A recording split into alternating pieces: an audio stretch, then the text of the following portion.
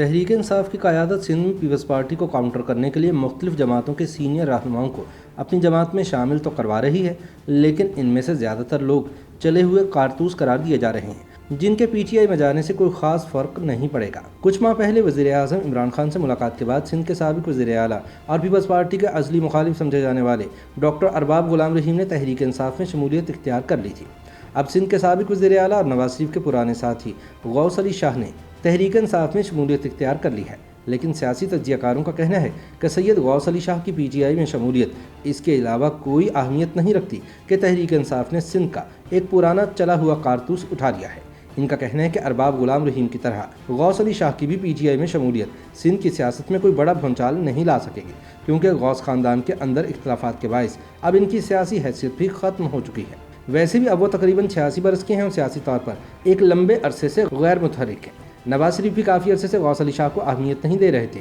اور ان کا شمار جماعت کے خفا رہنماؤں میں ہوتا تھا۔ ان کے تحریک انصاف میں جانے کی وجہ بھی یہی ہے، حالانکہ وہ سن 1999 کی فوجی بغاوت کے بعد جلاوطن کے دنوں میں لندن میں قیام کے دوران نواز شریف کے خاصے قریب آ چکے تھے۔ سینئر صحافی اور تجزیہ کار سہیل وڑائچ کہتے ہیں کہ غوث علی شاہ کا شمار مسلم لیگ نون کے نظریاتی کارکنان میں ہوتا تھا اور وہ ہمیشہ حضرت علامہ محمد اقبال رحمۃ اللہ علیہ اور قائد اعظم محمد علی جناح کے نظریات کی بات کرتے تھے، لیکن گزشتہ کچھ عرصے سے مسلم لیگ نواز کی قیادت کی جانب سے انہیں نظر انداز کرنے کے بعد انہوں نے اب پی ٹی آئی میں شمولیت اختیار کر کے سیاست میں واپسی کی ایک آخری کوشش کی ہے۔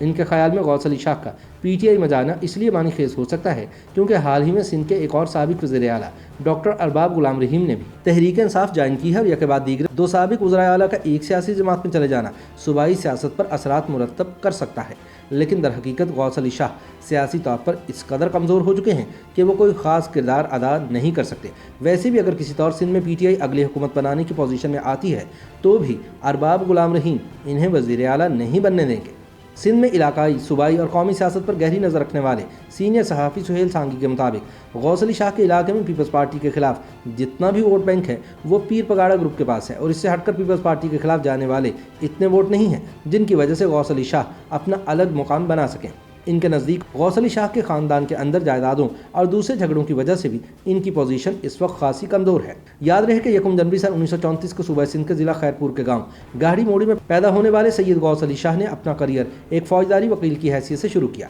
اور بعد ازاں وہ سندھ ہائی کورٹ کے جج بھی رہے۔ وہ نواز شریف کے مختلف ادوار حکومت میں وزیر دفاع، وزیر تعلیم اور صوبہ سندھ کے وزیر اعلیٰ بھی منتخب ہوئے۔ وہ ان کے ساتھ جیل میں بھی رہے اور پھر سن 2000 کی پہلی دہائی میں یہ دونوں لندن میں بھی ساتھ تھے۔ اس سے پہلے ایک زمانے میں جنرل ضیاء الحق نے غوث علی شاہ کو پہلے سندھ ہائی کورٹ کا جج اور پھر وزیر اعلیٰ سندھ بھی بنایا تھا، کیونکہ ضلعی بار کی سیاست کے زمانے سے ہی وہ پیپلز پارٹی کے سید قائم علی شاہ کے مخالف بن گئے تھے۔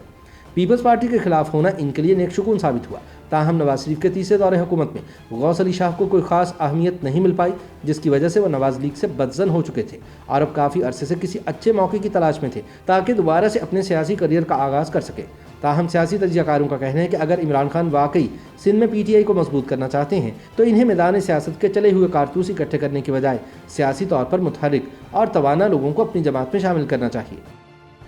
YouTube پر گوگلی نیوز دیکھنے کے لیے youtube.com کی سرچ بار میں googly news T V type کریں۔ گوگلی نیوز کے پیج پر سرخ رنگ کے سبسکرپشن والے بٹن پر کلک کرنا نہ بھولیے۔ YouTube پیج پر اپلوڈ ہونے والی ویڈیوز سے باخبر رہنے کے لیے بیل آئیکن پر کلک کیجیے۔ آپ کو ہر نئی ویڈیو کے بارے میں نوٹیفیکیشن موصول ہو جائے گا۔